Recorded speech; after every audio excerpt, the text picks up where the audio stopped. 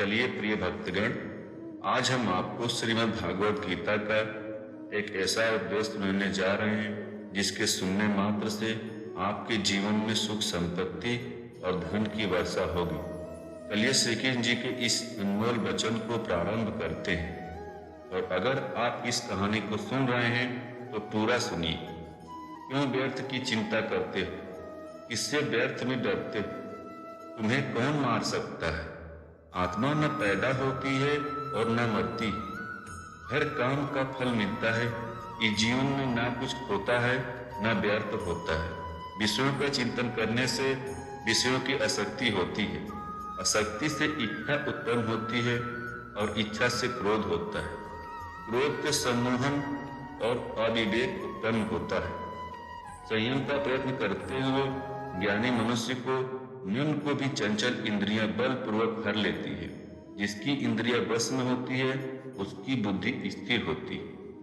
जो भी मनुष्य अपने जीवन आध्यात्मिक ज्ञान चरणों के लिए दृढ़ संकल्प में स्थिर है वह सामान्य रूप से संकटों के आक्रमण को सहन कर सकते हैं और निश्चय रूप से खुशियों और मुक्ति पाने के पात्र है। जब तुम्हारी बुद्धि मोह रूपी दलदल को पार कर जाएगी उस समय तुम शास्त्र के सुने गए और सुनाने योग्य वस्तुओं से भी वैराग्य प्राप्त करोगे। केवल कर्म करना ही मनुष्य के बस में है।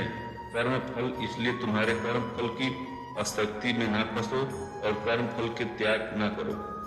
तुम्हारा क्या गया जो तुम रोते हो? तुम क्या लाए थे जो तुमने खो दिया?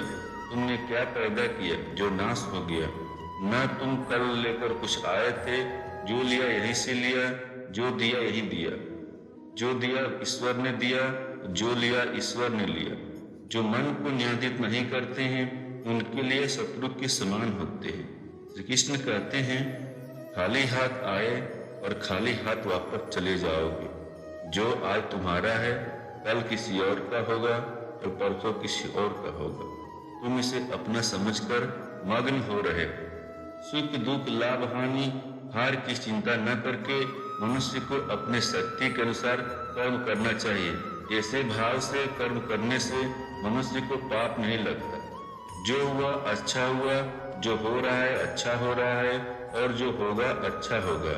वह भी आज अच्छा ही होगा। तुम भूत का पश्चाताप न करो, भविष्य की चिंता न करो।